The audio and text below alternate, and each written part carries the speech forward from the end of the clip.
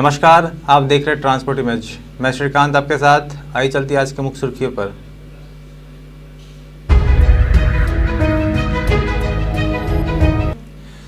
क्षमा शर्मा साहित्य अकादमी बाल साहित्य पुरस्कार से सम्मानित। उर्दू भाषा में जफर कमाली को मिला सम्मान।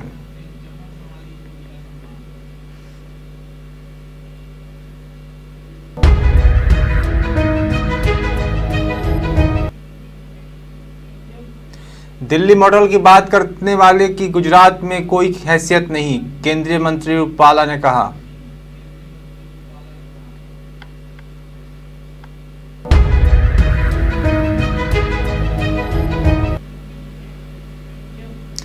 क्लाइमेट चेंज, कोविड और यूक्रेन जंग से ने दुनिया में बचाई है तबाही, G20 में बोले पीएम मोदी।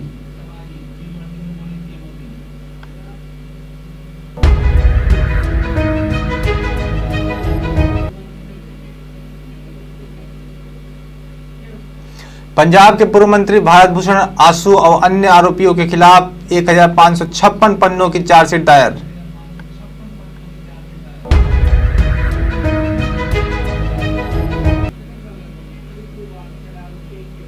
आइए चलते खबरों के विस्तार से। साहित्य अकादमी बाल साहित्य पुरस्कार 2022 वितरण समारोह का आयोजन नई दिल्ली के मंडी हाउस स्थित त्रिवेणी कला संगम में किया गया है। साहित्य अकादमी ने वर्ष 2022 के बाल साहित्य पुरस्कार के लिए 21 भारतीय भाषाओं के साहित्यकारों को पुरस्कृत किया है, जिसमें प्रसिद्ध बाल साहित्यकार प्रकाश मनु, साहित्य अकादमी के अध्यक्ष चंद्रशेखर कंबार, उपाध्यक्ष माधव कौशिक और अकादमी के सचिव के श्रीनिवासन ने सम्मानित रचनाकारों को पुरस्कृत किया है। वहीं हिंदी भाषी में साहित्य अकादमी बाल साहित्य पुरस्कार वरिष्ठ लेखिका क्षमा शर्मा को प्रदान किया गया है और क्षमा शर्मा को उनके कहानी संग्रह चुनिंदा बाल कहानियां के लिए साहित्य अकादमी ने उन्हें सम्मानित किया। साथ ही उर्दू भाषा में साहित्य अकादमी बाल साहित्य पुरस्कार जफर कमाली को दिया गया है और उनके कविता संग्रह हौसले की उड़ान के लिए यह सम्मान प्रदान किया गया। इसके साथ बिहार के सिवान निवासी जफर कमाली पटना विश्वविद्यालय अध्यापन कर रहे हैं। संस्कृत भाषा में कुलदीप शर्मा को उनके कविता संग्रह सचित्रम अर्थात बाल कविता संग्रह के लिए बाल साहित्य पुरस्कार से सम्मानित किया गया और असमिया भाषा में साहित्य अकादमी बाल साहित्य पुरस्कार 2022 के तहत दिवंगत ओझा को दिया गया है और दिवंगत ओझा को उनके निबंध संग्रह डनघोर मनोहर साधु के लिए यह सम्मान प्रदान किया गया है।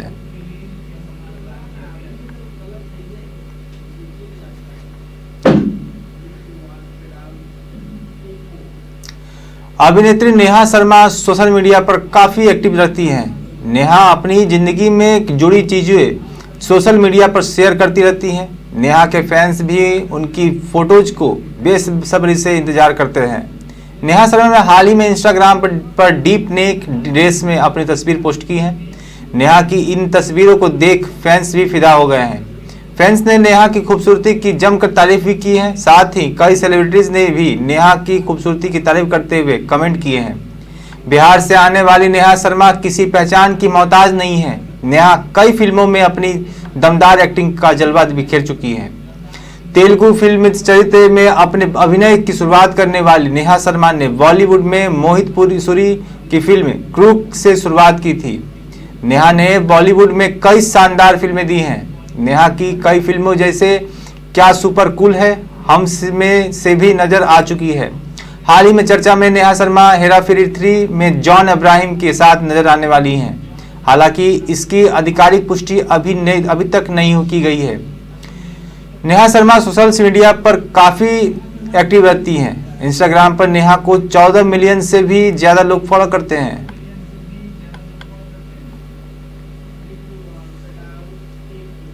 गुजरात अधिवेशन में केंद्रीय मंत्री पुरुषोत्तम रूपाला ने एक कार्यक्रम में हिस्सा लिया। इस दौरान उन्होंने पहली बार गुजरात में चुनाव लड़ रही आम आदमी पार्टी पर निशाना साधते हुए कहा कि दिल्ली मॉडल की बात करने वाले की यहाँ कोई हैसियत नहीं है। कहा कई दलों के लिए ये आखिरी चुनाव है। इसके अलावा कांग्रेस पर निशाना साधते हुए कहा कि कांग्रेस को आत्मचिंतन करना चाहिए। हमारे लिए जो नारा लगाते हैं वो विदा नहीं कर रहे हैं। वही विपक्षी पार्टियों पर निशाना साधते हुए कहा कि पिछले चुनाव में सामाजिक रूप से गुजरात को डिस्टर्ब करने का बड़ा अभियान चला रहे थे और अब वही कर रहे हैं कि बीजेपी को वोट दें। इतना बड़ी कामयाबी गुजरात की इकाई ने हासिल कर लिया है कि इसके लिए बधाई दी है। इसके अलावा विपक्ष के आरोपों का पर जवाब देते हुए कहा कि कुछ लोग आरोप लगा रहे हैं कि भाजपा डरा धमकाकर लोगों को अपने दल में शामिल कर रही है, लेकिन लोकतंत्र में भय के हिसाब से कभी विजय हासिल नहीं हो सकती है। वहीं आम आदमी पार्टी के सवाल पर पुरुषोत्तम रूपाला ने कहा है कि वैसे दिल्ली की इतना है कि जितना अहमदाबाद के मेयर के पास है, वो हमको आकर शिक्षा की सलाह देंगे, हम उनको सुनना है। घबराने की बात और किसी से किया करो। ये श्री कृष्ण की धरती है। भगवान कृष्ण जब तक मथुरा रहे, द्वारिका में जब से बसे, उसके बाद ही द्वारकाधीश का टाइटल मिला, उसके पहले राजा का टाइटल नहीं था। आप पर निशाना साधते हुए मंत्री ने कहा कि उनको जिस लाइन पर चलना है उनको मुबारक। उन्हीं के मंत्री ने कहा था कि मैं ब्रह्मांड को नहीं मानता हूं। कांग्रेस नेता राहुल गांधी के सवाल पर केंद्रीय मंत्री ने कहा कि ये बड़ी दुख की बात है कि बीजेपी के खिलाफ एक राष्ट्रीय दल जिन्होंने हुकूमत अपने परिवार से चलाई है, वो आरोप लगा रहे हैं कि हमने नफरत फैलाई है। किस कार्यक्रम से नफरत की आग लगाई? क्या 370 हटाने से नफरत की आग फैल गई? वहीं कैबिनेट में एक भी मुसलमान नहीं मंत्री नहीं होने के सवाल पर केंद्रीय मंत्री ने कहा कि मुसलमान मंत्री बनाने से नफरत नहीं फैलती है, ये कोई मापदंड बनाकर रखा गया है।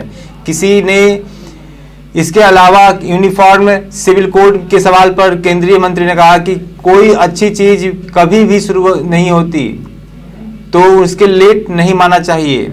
इसके अलावा उन्होंने कहा कि थोड़ा सब्र करो, धैर्य रखो, राज्यों में इसका निर्णय आएगा, केंद्र सरकार भी सोच रही है। वहीं एआईएम के नेता ओवैसी पर हमले को लेकर सवाल किया गया तो उन्होंने कहा कि ये किसी भी प्रचार करने वाले पर हमला करने की वाजिब नहीं मानता हूं। विनम्र अपील करता हूं कि गुजरात शांतिप्रिय राज्य है, कार्यक्रम में धिक्कार को कोई जगह नहीं देना चाहिए। सीए के सवाल पर केंद्रीय मंत्री ने कहा कि ये जब कानून आया था तब जमकर विरोध किया गया था, वो तो नागरिकता देना का कानून है, नागरिकता छीनने का प्रावधान नहीं है। एक भी किस्सा कोई बता दे। वहीं चुनाव में जीत के सवाल पर उन्होंने कहा कि ये दावा करूंगा कि बीजेपी गुजरात की सबसे बड़ी जीत हासिल करेगी।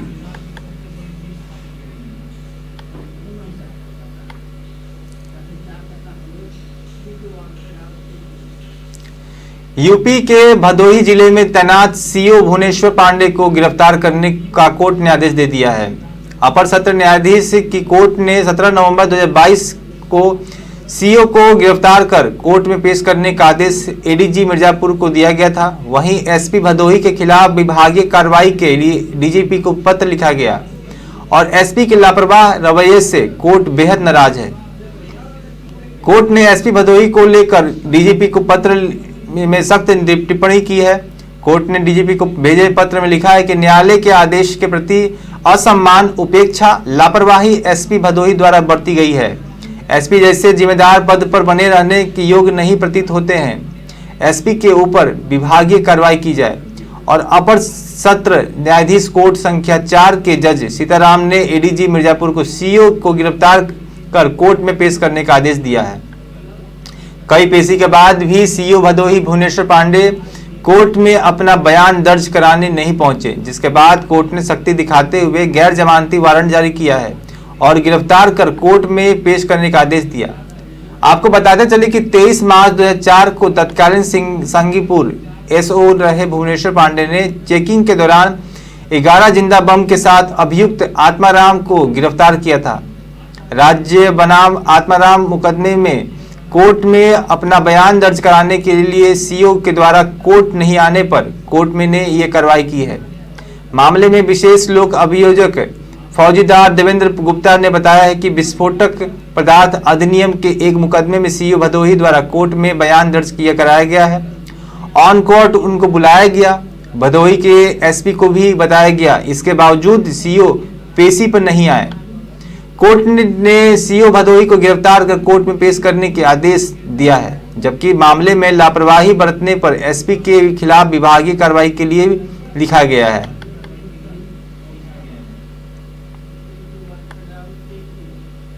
दिवंगत गायक सिद्धू मूसेवाला के माता पिता ने देश छोड़ने के अल्टीमेटम के बाद अपने बेटे की हत्या के मामले में पंजाब के पुलिस महानिदेशक गौरव यादव से पहली मुलाकात की है। आधिकारिक सूत्रों का कहना है कि डीजीपी के साथ उनकी बैठक करीब आधे घंटे चली है। हालांकि मूसेवाला के माता पिता ने मुलाकात के बाद मीडिया से बात नहीं की। बताया जा रहा है कि मूसेवाला के पिता ने इस बैठक में आरोपियों के खिलाफ की जा रही कार्रवाई के बारे में डीजीपी से जानकारी ली है। वहीं पिछले महीने मूसेवाला के पिता बलकौर सिंह ने डीजीपी से मुलाकात की मांग की थी और 25 नवंबर का अल्टीमेटम देते हुए कहा था कि यदि उन्हें इंसाफ नहीं मिला तो वो एफआईआर वापस ले लेंगे और ये देश छोड़कर चले जाएंगे। चूंकि उन्होंने कहा कि अब वह मीडिया में कोई बयान नहीं देंगे, इसलिए बैठक में क्या बातचीत हुई इसकी जानकारी उन्होंने मीडिया को नहीं दी है।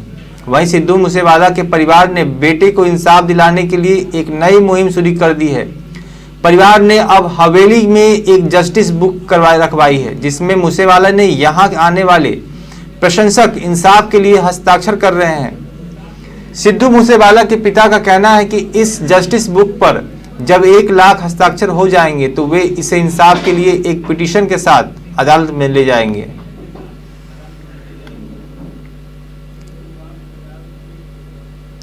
इंडोनेशिया की बाली में आज वार्षिक G20 शिखर सम्मेलन की शुरुआत हुई है, जिसमें कोविड-19 वैश्विक महामारी और यूक्रेन और पर रूस के हमले से उत्पन्न चुनौतियों पर चर्चा की गई।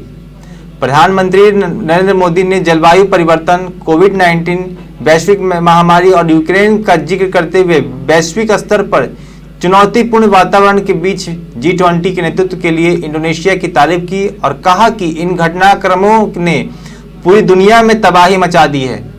प्रधानमंत्री नरेंद्र मोदी ने G20 शिखर सम्मेलन में कहा कि मैंने बार बार कहा है कि हमें यूक्रेन में युद्ध विराम और कूटनीति के रास्ते पर लौटने का तरीका तलाशना होगा। कोविड-19 वैश्विक महामारी के बाद एक नई विश्व व्यवस्था बनाने की जिम्मेदारी हमारे कंधों पर है। हमें यह स्वीकार करने की में संकोच नहीं करना चाहिए कि संयुक्त राष्ट्र जैसे बहुपक्षीय संस्थान वैश्विक चुनौतियों का समाधान करने में असफल रहे हैं। पीएम मोदी ने कहा कि कठिन वैश्विक वातावरण में G20 को प्रभावी नेतृत्व देने के लिए मैं राष्ट्रपति जोको विडोडो का हार्दिक अभिनंदन करता हूं। क्लाइमेट चेंज, कोविड महामारी, यूक्रेन का घटनाक्रम और उससे जुड़ी वैश्विक समस्याएं, इन सब ने मिलकर विश्व में तबाही मचा दी है। ग्लोबल सप्लाई चेन तहस नहस हो गई है। पूरी दुनिया में जीवन जरूरी चीजें, इसेंशियल गुड्स की सप्लाई का संकट बना हुआ है। हर देश के गरीब नागरिकों के लिए चुनौती और गंभीरपूर्ण स्थिति बनी हुई है। वे पहले से ही रोजमर्रा के जीवन से जूझ रहे थे। उनके पास दोहरी मार से जूझने की आर्थिक कैपेसिटी नहीं है। हमें इस बात को स्वीकार करने में भी संकोच नहीं करना चाहिए कि यूएन जैसी मल्टीलेटरल संस्थाएं इन मुद्दों पर निष्फल रही है और हम सभी इसमें उपयुक्त रिफॉर्म्स करने में भी असफल रहे हैं। इसलिए आज G20 में से विश्व को अधिक अपेक्षाएं हैं। हमारे समूह की प्रशंसकी और बड़ी है और वे बोले कि हमें यूक्रेन में संघर्ष विराम और डिप्लोमेसी की राह पर लौटने का रास्ता खोजना होगा। पिछली शताब्दी में दूसरे विश्व युद्ध ने विश्व को में कहर ढाया था। उसके बाद उस समय के लीडर्स ने शांति की राह पकड़ने की गंभीर प्रयत्न किए। अब हमारी बारी है। पोस्ट कोविड काल के लिए एक नए वर्ल्ड ऑर्डर की रचना करेंगे और जिम्मा हमारे कंधों पर होगा। संयम की मांग है कि हम विश्व में शांति, सद्भाव और सुरक्षा सुनिश्चित करने के लिए ठोस और सामूहिक संकल्प निभाएं। मुझे विश्वास है कि अगले वर्ष जब G20 विश्व बुद्ध और गांधी के पवित्र भूमि में मिलेगा तो हम सभी सहमत होकर विश्व को एक मजबूत शांति संदेश देंगे। साथ ही महामारी के दौरान भारत ने अपने 1.3 बिलियन नागरिकों की फूड सिक्योरिटी सुनिश्चित की है। साथ ही उनके जरूरतमंद देशों को भी खाद्यान्न की आपूर्ति की। फूड सिक्योरिटी के संदर्भ में फर्टिलाइजर की वर्तमान किल्लत की भी एक बहुत बड़ा संकट है। आज की फर्टिलाइजर स्टोरेज कल की फूड क्राइसिस है, जिसका समाधान विश्व के पास नहीं है। हमें खाद्य और खाद्यान्न दोनों की सप्लाई चैनल्स को स्टेबल और एश्योर्ड कर रखने के लिए आपसी सहमति बनाए चाहिए। भारत में सस्टेनेबल फूड सिक्योरिटी के लिए हम नेचुरल फार्मिंग को बढ़ावा दे रहे हैं और मिलिटेंट्स जैसे पौष्टिक के और पारंपरिक फूड ग्रेन्स को भी लोकप्रिय बना रहे हैं। मिलिटेट्स से वैश्विक मिलिट्रेशन और हंगर का भी समाधान हो सकता है। हम सभी को अगले वर्ष अंतर्राष्ट्रीय मिलिटेंट्स वर्ष जोर शोर से मनाना चाहिए।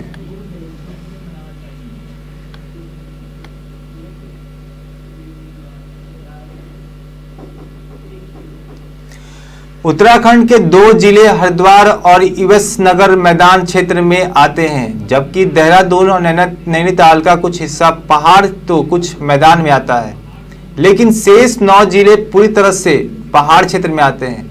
मोटे तौर पर करीब विधानसभा की 35 सीट पहाड़ में तो 35 सीटें मैदान में आती हैं।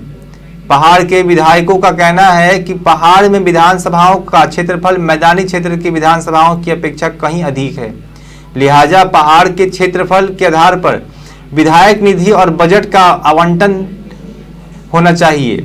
वहीं कपकोट के विधायक सुरेश गरडिया और लैंसडौन के एमएलए दिलीप रावत ने भी मानते हैं कि पहाड़ के क्षेत्रफल तो अधिक है ही, विकास कार्यों की लागत से भी अधिक आती है। धर्मपुर के विधायक विनोद चमोली का कहना है कि बजट आवंटन की पूरी प्रक्रिया में ही समीक्षा की जरूरत है। इसे टॉप हिल्स, फुट हिल्स और मैदानी क्षेत्र के आधार पर बांटा जाना चाहिए। आपको बता दें कि मौजूदा समय में उत्तराखंड में विधायकों को विधायक निधि के रूप में एक वित्तीय वर्ष के लिए 3 करोड़ 75 लाख बजट मिलता है, जबकि हिमाचल में यही राशि 1 करोड़ 80 लाख के आसपास है। पड़ोसी राज्य यूपी में सालाना 5 करोड़ की विधायक निधि दी जाती है। उत्तराखंड के विधायकों की ताजा मांग पर सरकार क्या कदम उठाती है, यह देखने की बात होगी।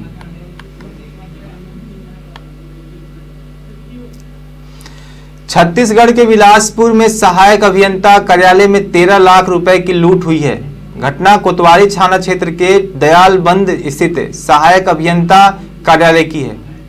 लूट की इस सनसनीखेज वारदात के बाद सभी नकाबपोश सभी आरोपी फरार हैं, जिनकी तलाश पुलिस कर रही है। जानकारी के मुताबिक सोमवार को 3 से 4 नकाबपोश बदमाश दयालबंद सहायक अभियंता कार्यालय में घुसे और यहां पर चाकू की नोक पर एटीपी ऑपरेटर वीरेंद्र सोनवाली के गले में चाकू टिकाकर जान से मारने की धमकी दी और फिर कार्यालय में लूट की घटना को अंजाम देकर मौके से फरार हो गए। बताया जा रहा है कि छत्तीसगढ़ बिजली विभाग के एटीपी ऑपरेटर को बेहोश कर अज्ञात नकाबपोशों ने 13 लाख रुपए लूट लिए। वारदात के बाद इलाके में हड़कंप मच गया। दरअसल कोतवाली थाना क्षेत्र के दयालबंद में सीएसईबी के सहायक अभियंता कार्यालय में बिजली बिल कलेक्शन का काम होता है। विभाग में ने यहाँ बिजली बिल जमा करवाने के लिए ऑल टाइम पेमेंट मशीन लगाई है। देर शाम ATP operator Virendra Sonwali ATP machine में कलेक्ट हुए पैसे की काउंटिंग कर रहा था। इसी दौरान 4 अज्ञात हथियारबंद नकाबपोश वहां पहुंचे और उन्हें स्प्रे से वीरेंद्र को बेहोश कर दिया, जिसके बाद नकाबपोश 13,33,000 कैश लेकर फरार हो गए। ऑपरेटर की माने तो नकाबपोश हाथ में चाकू रखे हुए थे, साथ ही उनका एक साथी बंदूक निकालने की बात कर रहा था। पुलिस और डॉग स्क्वाड की टीम मौके पर पहुंची थी। फिलहाल लुटेरों की तलाश की जा रही है।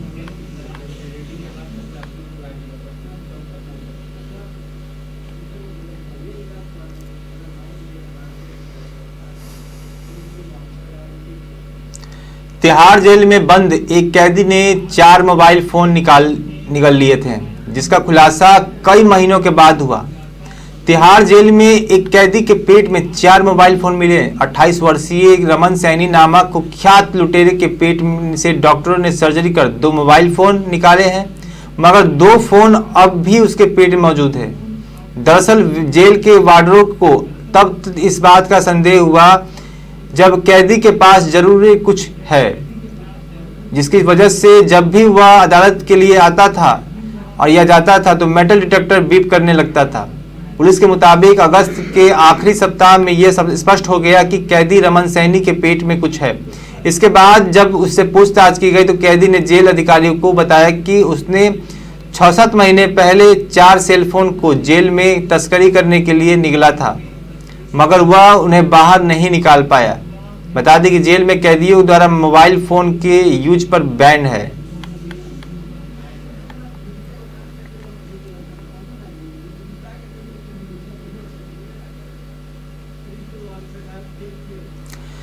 पंजाब विजिलेंस ब्यूरो ने खाद्यान्न परिवहन निविदा घोटाले में पूर्व मंत्री भारत भूषण आशु, ठेकेदार तेलूराम और कमीशन एजेंट कृष्णलाल के खिलाफ अदालत में 1556 पन्नों का आरोप पत्र दायर किया है। लुधियाना के एडिशनल सेशंस जज डॉक्टर अजीत अन्नी की कोर्ट ने मामले में अगली सुनवाई 25 नवंबर को तय की गई है। अगली सुनवाई पर आरोपियों को कोर्ट में बुलाया गया है, जहां पूर्व मंत्री को भ्रष्टाचार निवारण अधिनियम के तहत धोखाधड़ी और भ्रष्टाचार के आरोप में गिरफ्तार किया गया था। वहीं लुधियाना बीबी पुलिस से स्टेशन में दर्ज मामले में तेलूराम और अन्य पर भी मामला दर्ज किया गया था। आरोपियों के खिलाफ दंड प्रक्रिया संहिता के धारा 173 के तहत आरोप पत्र दायर किया गया है। आरोपी पूर्व मंत्री जेल में हैं क्योंकि उनकी जमानत अर्जी एक स्थानीय अदालत के साथ साथ पंजाब और हरियाणा उच्च न्यायालय ने खारिज कर दी है। विजिलेंस ब्यूरो के अधिकारियों ने दावा किया है कि मामले में आगे की जांच जारी है और अन्य आरोपियों के खिलाफ पूरक आरोप पत्र यथासमय पेश किया जाएगा।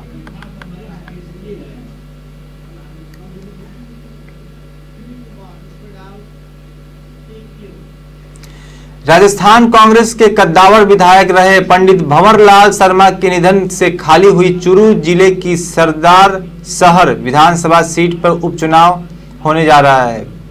नामांकन दाखिल करने की अंतिम तिथि 17 नवंबर है। ऐसे में बीजेपी और कांग्रेस समेत सभी दल अपने प्रत्याशियों के नाम का ऐलान अगले 48 घंटे में कर देंगे।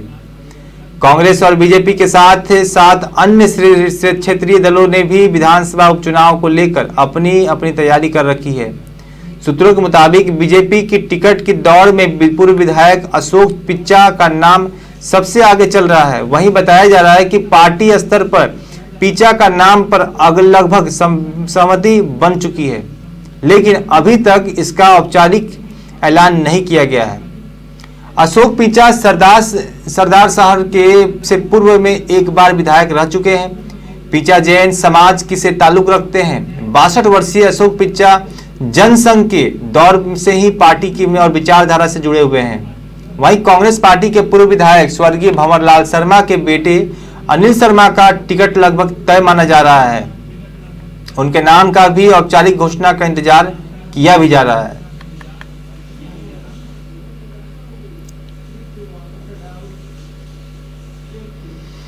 यूपी के फतेहपुर जिले में एमपी एमएलए कोटेम ने बीजेपी के पूर्व विधायक विक्रम सिंह समेत 4 समर्थकों ने 2 साल 9 महीने की सजा सुनाई है।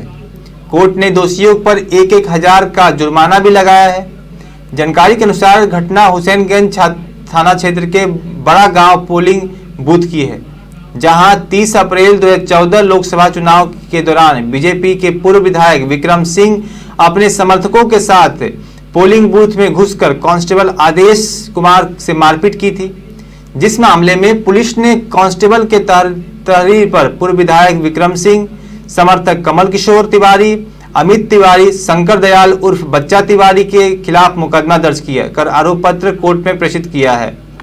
वहीं इस मामले में सुनवाई करते हुए एमपी एमएलए कोर्ट ने बीजेपी के पूर्व विधायक विक्रम सिंह समेत 4 आरोपियों को दोषी करार देते हुए 2 साल 9 महीने की सजा सुनाई है। सजा के ऐलान के बाद कोर्ट ने सभी दोषियों को जमानत पर रिहा कर दिया है। सहायक अभियोजक के अधिकारी कामेश्वर प्रसाद लोकसभा चुनाव के दौरान बीजेपी के पूर्व विधायक विक्रम सिंह और अपने समर्थकों के साथ पोलिंग बूथ में घुसकर कांस्टेबल आदेश शर्मा से मारपीट की थी।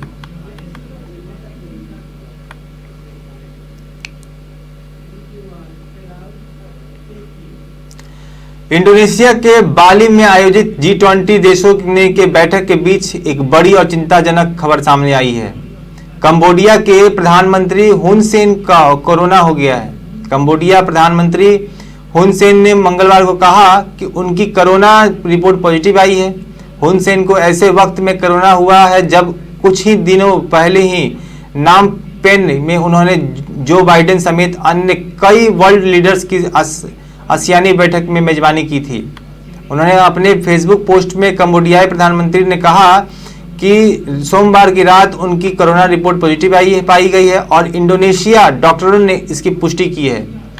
उन्होंने कहा कि G20 बैठक में शामिल नहीं हो पाएंगे और कंबोडिया वापस आ रहे हैं। इतना ही नहीं, वह बैंकॉक में APCS इकोनॉमिक्स फोरम में भी हिस्सा नहीं लेंगे।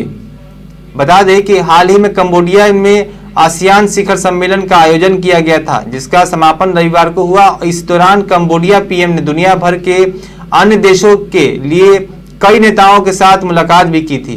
इस दौरान अमेरिका राष्ट्रपति जो बाइडेन के अलावा जापानी प्रधानमंत्री फुमियो किशिदा, कनाडा के प्रधानमंत्री जस्टिन ट्रूडो, रूसी विदेश मंत्री सर्गेई लावरोव और चीनी प्रधानमंत्री ली केकियांग और कई अन्य शामिल हुए थे।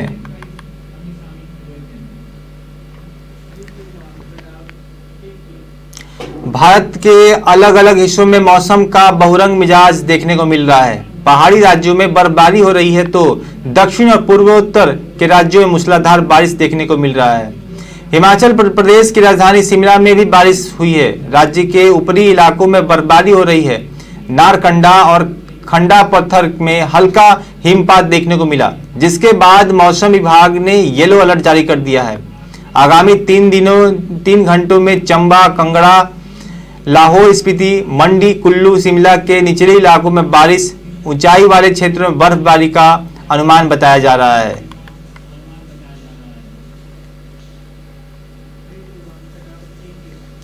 कांग्रेस ने गुजरात विधानसभा चुनाव के लिए केंद्रीय पर्यवेक्षकों की नियुक्ति कर दी है, जिसमें मुकुल वासनिक, पृथ्वीराज चौहान, BK हरिप्रसाद और मोहन प्रकाश जैसे वरिष्ठ नेताओं को कांग्रेस ने अपना ऑब्जर्वर बनाया है।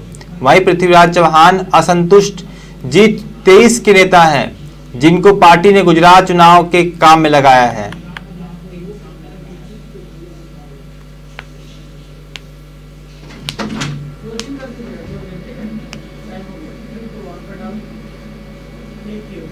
सिद्धार्थनगर शहर की 500 आबादी वाला एक हिस्सा ऐसा था जिसके पास से पिछले 44 सालों से वोट देने का अधिकार नहीं था, लेकिन इसके बाद नगर पालिका की सीमा विस्तार हुआ तो उन्हें अपना मताधिकार का मौका तो मिला ही, साथ ही तमाम वह सुविधाएं भी मिलने लगेगी जिसके वह हकदार थे। बता दें कि निकाय बनने से पहले शहर ग्राम सभाओं में बटा हुआ था और इन ग्राम सभाओं में पिठनी खुर्द भी हुआ करता था, जिसकी आबादी बहुत कम थी, लेकिन इसे नगर पालिका ने अपना हिस्सा तो बना लिया, लेकिन 500 आबादी वाले गोबरहवा बाजार को छोड़ दिया गया। इतना ही नहीं, इसे ग्राम पंचायत में भी नहीं जोड़ा गया। निकाय चुनाव से नहीं जुड़ा तो कोई बात नहीं, लेकिन इससे सटी ग्राम पंचायत थरौली में भी नहीं जोड़ा गया। अब इनके पास में वोट देने का अधिकार था और जब निकाय या ग्राम पंचायत चुनाव में बिगुल बजते तो स्थानीय निवासी जनप्रतिनिधियों ने से लेकर अधिकारियों तक को घेराव करते रहे और उन्हें आश्वासन भी मिलता रहा, लेकिन पिछले 44 साल से नतीजा गायब रहा। वहीं गोबरहवा निवासियों का अब जाकर इंतजार समाप्त हुआ है, जब शहर के नगर पालिका का सीमा विस्तार किया गया। इस बार उनका नगर पालिका की वोटर लिस्ट में होगा और उनके पास वोटिंग का भी अधिकार मिल रहा है।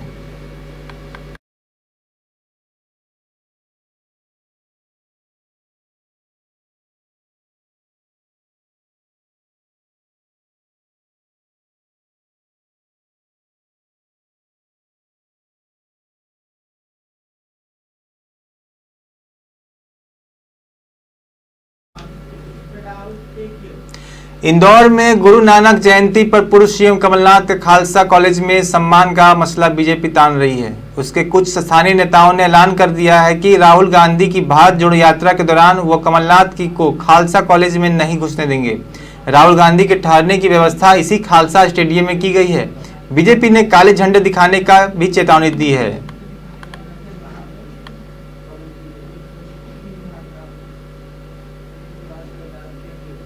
दिल्ली नगर निगम चुनाव 4 दिसंबर को होंगे और नतीजे 7 से किए जाएंगे। दिल्ली एमसीडी के चुनाव गुजरात के पहले चरण में मतदान के 3 दिन बाद और दूसरे और आखिरी चरण के मतदान को 1 दिन पहले होंगे। एमसीडी चुनाव के नतीजे 8 दिसंबर को हिमाचल प्रदेश और गुजरात के नतीजे आने के एक दिन पहले घोषित किए जाएंगे। 10 साल पुरानी आम आदमी पार्टी ने गुजरात और एमसीडी दोनों चुनावों में बड़ा दांव लगाया है। सत्तारूढ़ भारतीय जनता पार्टी और विपक्षी कांग्रेस के खिलाफ अब पार्टी ने अपने संसाधनों का बुनियादी बुद्धिमानी से उपयोग करने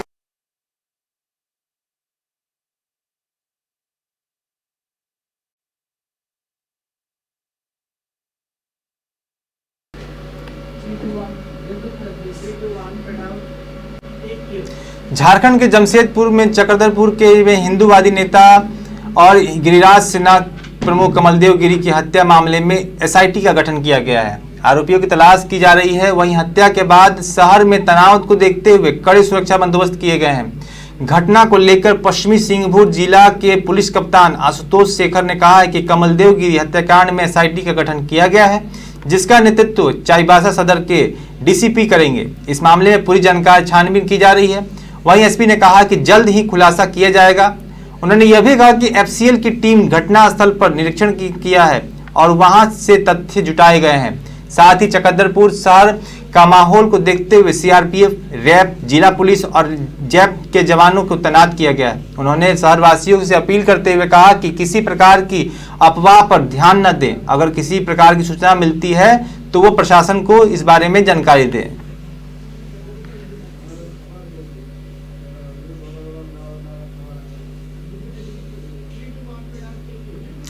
आप देख रहे थे देश दुनिया खबरें। हमारे साथ आगे की खबरों को देखने के लिए हमारे साथ बने रहें। नमस्कार।